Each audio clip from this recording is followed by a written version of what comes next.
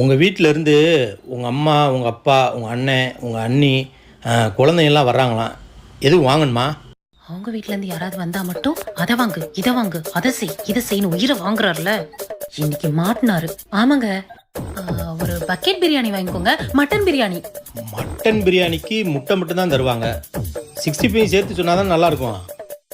ஆடு அதுவா வந்து மாட்டுது. ஆமாங்க, 65 சொல்லிருங்க, 2 கிலோ.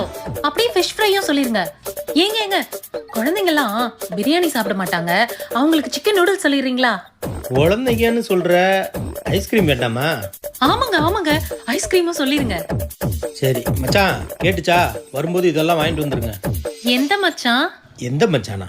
உங்கள் அண்ணன் தாண்டி. எங்க அண்ணனா?